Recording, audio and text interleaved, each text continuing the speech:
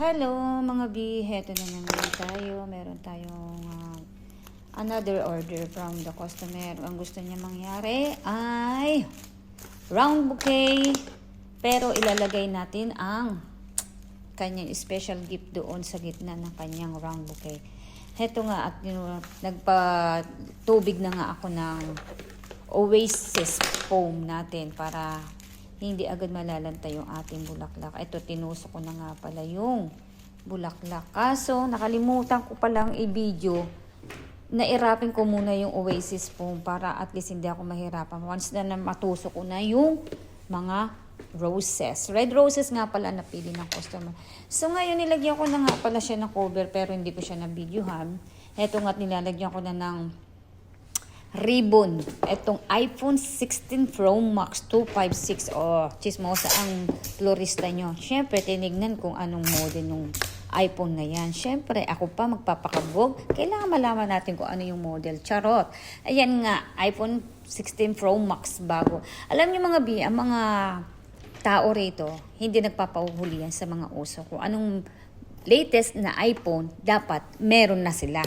Hindi yan laos. Hindi yan magpapahuli. Kung anong bago ng iPhone, meron din sila. Kung anong bago ng kotse, meron din sila. Kaya ito, ang kadalasang pinangregalo ng mga taga rito ay cellphone. Usually, iPhone talaga ang ginagamit ng mga taga rito. Ayan, at lagyan ko na nga pala siya ng cover mga B. Round bouquet nga pala ang gusto ng customer. At eto, at sa akin natoka itong aking gagawin. Ayan. Usually mga B, alam kong lumang style na to. Lumang estilo na. Lumang arrangement na. Lumang design na. Pero para sa akin, challenging. Bakit? First time ko eh. Wala pa ako napapanood na paano gawin to. Pero napapanood ko to sa TikTok. No ganun nga, lalagay yung iPhone doon sa may bouquet. Pero wala talaga akong idea kung paano. Kaya sabi ko sa kasama ko, tulungan mo ko. Sabi niya, gawin mo yan. Dapat alam mo yung mga mahihirap. O di ginawa ko, wala akong idea. Di ako nagtanong. Di rin niya ako tinuruan. So heto, nilagyan ko siya ng mga eucalyptus. Tinusok-tusok ko na. Minekos-mekos ko na tong mga red roses na to. Para at least magmukhang malaki rin siya. Siyempre, hindi naman ganun mahalan itong arrangement na to. So, kailangan ko pa rin palakihin para at least hindi naman lugi yung customer.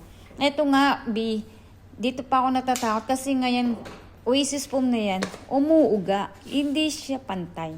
Siyempre, may tubig na siya. Kaya natatakot ako. Baka pag nalagyan ko na siya ng wrapping, bumuwal. Ayan, hirap na hirap ako. Ang tagal kong ginawa yan. Kasi first time ko nga talagang ginawa yan. Wala talaga ako idea. Pero sarili sikap, di ba, B? Ayan na nga ginawa ko. Ayan. Ayan. Diyan! Tinusok ko lang din dyan. Hindi ko naman siya binigyan ng space. Kaso, ayan, oh. Oh, noong una, hindi ko pa siya nilagyan ng bulaklak sa ibabaw. Wala ko talaga idea. Kaya ayan ang ginawa ko. Nilagyan ko siya ng glue. Gugluhan ko yung roses. Hindi yung hindi yung iPhone. Gugluhan ko yung roses para matakpan yung iPhone doon. Ayan. Para walang idea kung ano yun. May ribbon na yan. Siyempre yung ribbon namin, may pangalan ng aming company. Ayan, nilagyan ko siya. 2 roses nga pala yung idinikit ko doon sa ibabaw ng iPhone para hindi siya mapansin. Ang akala lang, ribbon nga lang. Ayan. Yan ang pangalan ng shop namin. Oh. Wow! Oh. Yeah, first time kong ginawa. Thank you sa idea. Kasi, sariling idea pala. Ayan.